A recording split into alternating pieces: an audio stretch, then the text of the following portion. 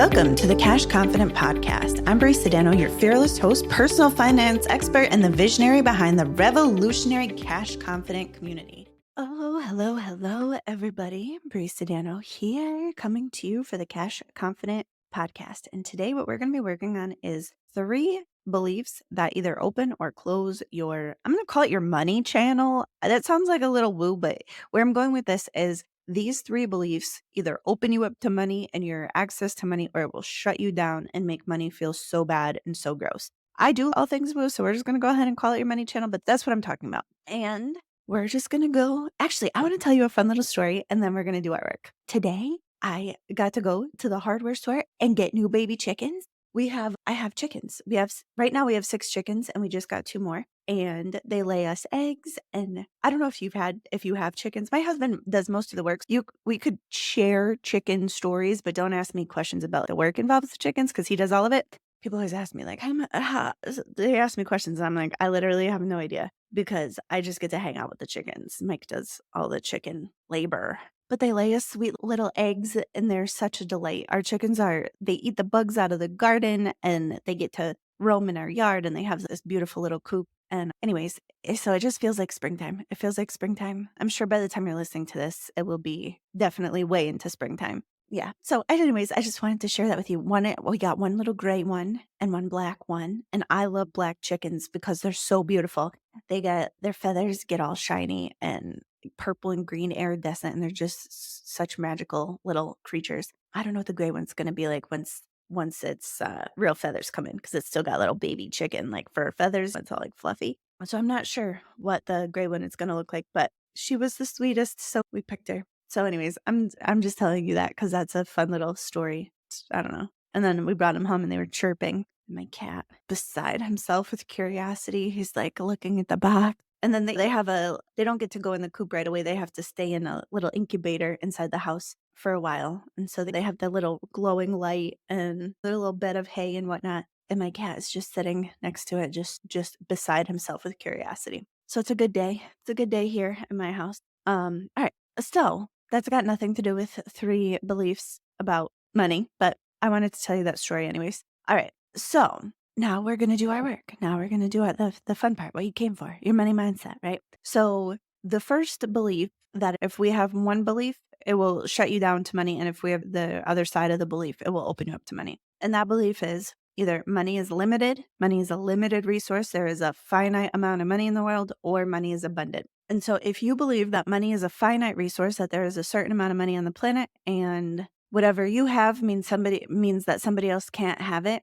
money is going to feel bad for you. That is that's a way to close off your money channel. And the reason for this is because chances are you're a good human, you're a good person, and you're thinking, wow, I have so much more than I need. There are people literally starving. There's people who don't have anything, people who are homeless. And my excess is the reason that they don't have any money. So if we believe that we're in a zero-sum game and that everybody who has more than enough is literally taking it from the mouths of people who don't have enough, then that's going to feel bad. And people who believe this they will feel guilty about charging. They'll feel guilty about getting paid. They will feel guilty and bad in their relationship with money. Also, this will show up with a massive amount of resentment or anger or disgust towards big corporations and towards people who have a lot of money. All right. That's the way that kind of opens and closes. Now, if you believe that money is an abundant resource, and that there's an unlimited amount of money that can circulate through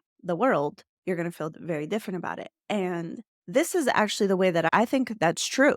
It's not, I think it's true. It's just that the amount of money in circulation grows over time. The amount of money that's in circulation has grown as humans grow. And the thing that I want you to understand is that money is a symbol for value that's been exchanged. This is a symbol for money that's been exchanged. And so you can add value to the world that is brand new, that nobody's ever done before. So look, when I started this company, I started to offer services that nobody was offering them to the people that I was offering them to, right? I guess that might be a way to put it. I'm sure other people offer services that I also offer. And then when I was able to hire somebody, that job was created, that money was created, that value exchange was created. And so if it was true that money was a limited resource, we wouldn't be looking for more businesses because Why would we? If there was a finite amount of money, more businesses would mean less for everybody, and that's not true. Everybody's saying start new businesses, grow new businesses. We need new jobs. We need this. We need that. So in order to grow the economy, we grow businesses, we grow jobs, and that also grows the amount of value that we put into the economy, the amount of money that's there, the amount of taxes that are paid, the amount of wages and whatever else, that it all goes upwards. And so if our economy is growing, there's a lot of economies that are growing, right? And if it was a zero-sum game, as one economy would grow, another economy would shrink, and we don't really see that. Although sometimes economies do shrink, but it's not a zero-sum game. And this is the first belief that I would start to switch over. If your money relationship is tough, I would look at this one, because this is about money in general. It's a big belief structure. So if you believe that money is a zero-sum game, you're going to feel bad about it because you're a good person. And if you believe that money is an abundant resource, and that the way that you would create money is to access the value that you can provide in exchange. Now, listen, I do want to just point out that money is the symbol for money that is exchanged in the marketplace. It's not the symbol for all value, right? If I'm a stay-at-home mom, I'm going to invest in my kids, I'm going to invest in my house, and I'm not going to necessarily get paid for that because there's no market exchange happening. I'm putting my investment of time, money, energy into my house, into my kids, and they will eventually get an ROI on that investment at some point down the road when they're exchanging their products or services or time or whatever in the market, if that's what they choose to do. But it's not a market exchange. And so I just want to point that out, because sometimes people get their feelings hurt when I say things. I'm like, the value, I'm talking about market exchange value. I'm not talking about money is not the symbol for all value. It's just the symbol for market exchanged value. Right? You can provide value to somebody that's not in a market exchange and there's no money exchanged, right? Like, I can provide a meal to my next door neighbor and it not be financial interaction. And there's still value that's being given and received there. It's just not, money's not involved in that, right? So that's one of the first beliefs that will help you to open up your money channel, because once you see that money is abundant, and once you see that there's value and everybody has value that they could offer to the world. Every single person has value. Now, whether or not they do that, whether or not they're set up for that, whether there's a million other factors for that, right? Like poverty, upbringing, education. There's a lot of other factors that go into that, but every single person has value to deliver to the world. We all have gifts, skills, talents. So that's the first belief, that if you believe that money's limited, you're going to be more closed off to money. Your relationship with money is going to be tighter. If you believe that money is abundant, then you don't have to feel bad about having a lot of it, because it's like air. If I breathe, it doesn't impact you. There's still enough air for you, right? Like, it doesn't, I can have, not that air, that's a weird metaphor, because we don't really want to hyperventilate. That's not where we're going. But anyways, I hope you're with me. All right. So the second belief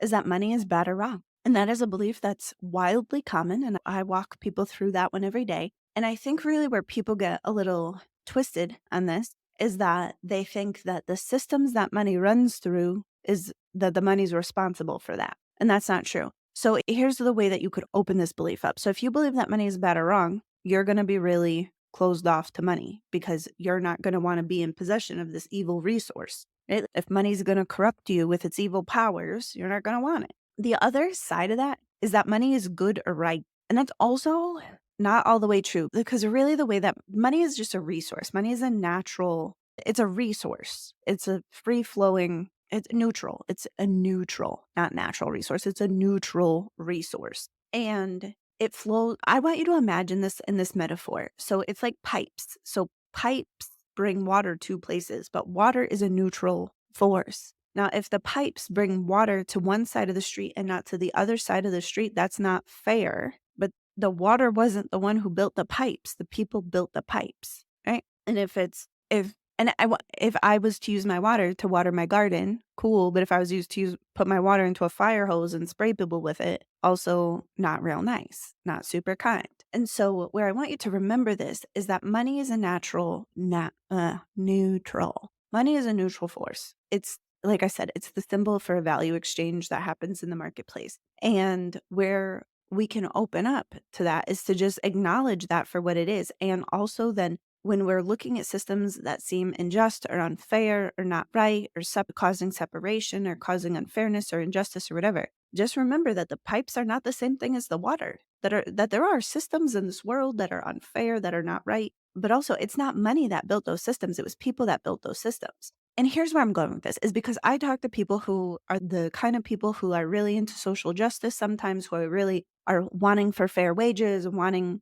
the world to be a better place, wanting the environment to be saved, wanting all these things. And they don't have the money to be able to buy the local bacon, which is significantly more expensive than the big farm raised bacon and other meats and things like that. And they feel bad about charging. They feel bad about making money. They feel bad about these things that like they're playing the game that's super unfair. And I'm like, so here's the thing though. Here's the thing is that it takes money to rebuild systems. If you are going to rebuild the pipes through your house, that it's going to take money. You need to lobby politicians. You need to, even in just small ways, like buying the locally farmed produce, like all of these things take a little bit more money. And so if we're rejecting money because of the unfairness or the wrongness that some systems in the world have, that also plays out in money, then we're really truly missing our opportunity to be able to exercise our power in addressing it. We're not going to have the resources that are required to make the world actually a better place. And I want you to have a breath with that and let that sink in, because it's always the best people who reject money so hard, and it grosses me out. And I don't mean that to be judgy, but I do. Because if you're a good person and you have a good heart and you're hating on the resources that would help you to be able to support your local economy, to be able to put your money where your mouth is, like, I don't think that's a flex. It's just not. Like, you can't, or whatever, that's different. But sometimes I just see people who are like so adamant against having money. And then I'm like, all right, so the thing is, lady, is that you don't have the resources and now you have to buy fast fashion because you can't afford handcrafted clothes. You can't afford these other things because you're so against money. And I just want to put that out there. And listen, not everybody can afford to be able to do all these things. And there's no judgment about how you spend your money. That's not where I'm going with it. But if these things are really important to you, then having money should be really important to you too. So if we believe that money is bad and wrong, then we're always going to have to be looking for the best price. And then we're feeding the thing that we think is bad and wrong. And also, if we think money is good and right, it causes other perversions. They're far less common from in my work, right? They're far less common from what I see from people. I usually see people who think that money is bad and wrong. The other thing that happens when we think that money is bad and wrong, we will feel guilty for wanting it or guilty for having it. And that causes justification. It causes guilt, and it causes sacrifice. So a lot of times when people really, they think that money is bad or wrong and they want it, they will work super hard. They will sacrifice certain things. And that's also just not necessary. Like it's just not necessary. So so if we believe that money is neutral, and then if we have any beef with the world, we look at like, all right, what are the pipes doing? Where are the systems? What's going on there? And we just see money as a neutral resource that is just a symbol of value that has been exchanged in the marketplace. We can have a much more open relationship with money. But if we're believing that money is bad and wrong because there is unfairness in the world, it just creates so much extra work, so much extra sacrifice, so much extra guilt, and just emotional turmoil in doing anything that would cost. And if you have a business and charging prices, I had a client who, for her business to be viable, she had to raise her prices. So she hired me. I'm like, the volume to which you would have to be doing this business for you to live your life is not really possible for the place in business that you are. Like you can't charge this little. Like you're just not there yet. You have to have higher prices to be able to make this sustainable. And I said, and if you don't make it sustainable, this business is going to go up and under. This important service that you have, that you offer, is not going to be available to anybody. So what do you want? And so but there was so much just crunchy emotions coming up as she raised her prices. And then she did, and she's making plenty of money and everything's fine. And then she's able to offer low cost options also, but it's because she's well funded, because she's got money. It's because she was able to pay her rent, because she was able to buy groceries. You can't be offering really low cost things if you're not able to pay your mortgage, if you're not able to eat food. So anyways, so that's the second belief, that it's either going to really close you down, or if you believe that money is neutral, you can really open it up. And then you can see that it leads us to our third point. When money is neutral, it's about how you manage it. It's about what you do with it. You could put your money in a fire hose and hurt people with it. You could do that. That's an available option, and people do that with their money. You could withhold your money and not spend it in places, and that's also an option.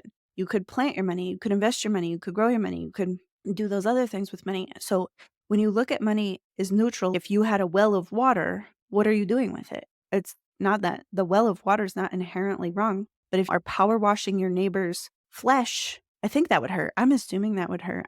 Yeah, let's just go with that would be an unkind, gross thing to do. Right? Spraying people with a fire power washer. Then it's wrong and it's bad, but it's not the water that was bad. It was you and your power washer. And so anyways, so that's the second belief that's really important to opening yourself up to a bigger, better relationship with money. And the third really plays onto the second, but it's more about rich people. A lot of times I talk to people who think that rich people are bad or wrong. Jeff Bezos is the devil.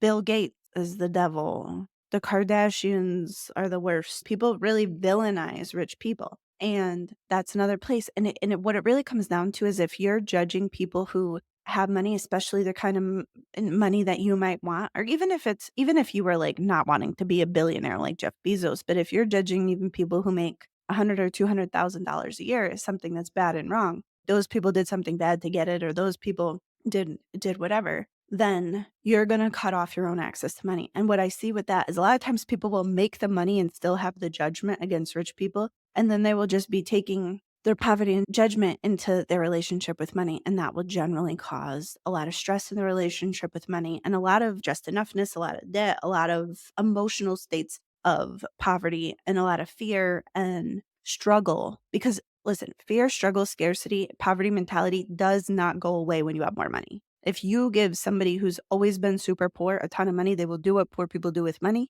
and that money will disappear relatively shortly. And if you were to take all of the money away from a wealthy person who has got a wealthy mentality, they'll have their money back in a few years. And also, I will point out that you can also have a wealthy mentality and not have money yet. Like, I started working on my mindset way before I had money. I started taking on wealth mentality. I started working on my money mindset way before I had the money. So I started to shift myself. And then when I had the money, I could manage it like somebody who was better with it. But those judgments will separate you from money because we never want to be on the wrong side of our judgment. So if we judge people with money as bad, wrong, stingy, selfish, shallow, assholes. I've heard many judgments towards people that have money. And it's people are people. Poor people are assholes. Middle income people are assholes. Rich people are assholes. Poor people are generous. Middle income people are generous. Rich people are generous. It's the money just makes people louder of what they are, right?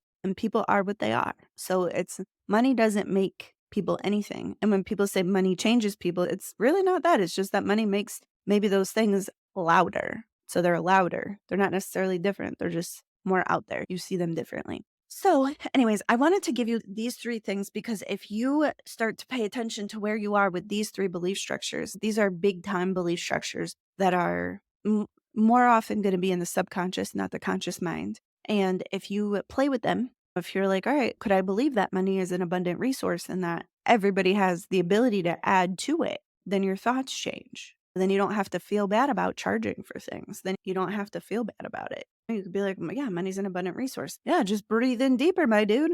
Like it becomes a thing that's available. And that's not to, we all have limits in our lives, right? We all have limits. But if the money itself is an unlimited resource, then we're like, all right, how do I tap into this unlimited resource instead of how do I tap into this limited resource? And the more that I take, the less that everybody else has. All right. And then the second belief structure is, all right, we want to switch from money is bad or money is good to money is neutral. And how I interact with it is good or bad, or how other people interact with it is good or bad. But we also want to, if there's things that we don't like and we don't appreciate the way that money flows in our life, in our town, in our community, in our country, whatever, then we can stop blaming the money for what's going on with the systems, because we wouldn't blame the water for what's going on with the pipes. And that's a lot of times people blame money for systematic injustices or systematic unfairnesses or whatever else. And those things are real and valid and they should be addressed. And guess what? It takes money to address them. And so we want to start to shift away from blaming the water for the situation of the pipes. And then the third thing is we want to make sure that we're not holding ourselves away from anything because of our judgments. So we need to look and examine, do I judge Kim Kardashian? Do I judge Jeff Bezos? Do I judge even, and I would even take that judgment way closer to people in your life. Do I judge my boss in the way that she always has her nails done? Or do I judge so-and-so for having this car? Do I judge those people for going on vacations? Because when we have a judgment, it blocks the flow of energy. It blocks us up. So if we, and we never want to be on the wrong side of our own judgment. So if you have judgments against rich people, you should really start to look at them, because those same judgments will hold that money away from you. Or you'd have to be on the wrong side of your own judgment, which is a bad place to be. We'll feel guilty, we'll be justifying, we'll be having a harder time. So anyways, all right. So that is my talk for today. I hope that you took something from this. And I'm going to ask you, please share this podcast with a friend. Feel free to post it on social media if you enjoyed it, if you got something out of it. I'm really working on growing this, and it's one of those things that I really need help with. I'm not currently wanting to run ads, so your support is something that I'm asking for. And today that support would be suggesting it to a friend, sharing it, sending an email, commenting, not commenting, but leaving a review on Spotify or on Apple Podcasts would also be great if you really enjoyed it. Those sort of things really help boost this show in the algorithm, get it to more people. And so anyways, all right, I love you. I appreciate you. I'm so glad that you were here with me today, and I will talk to you next time.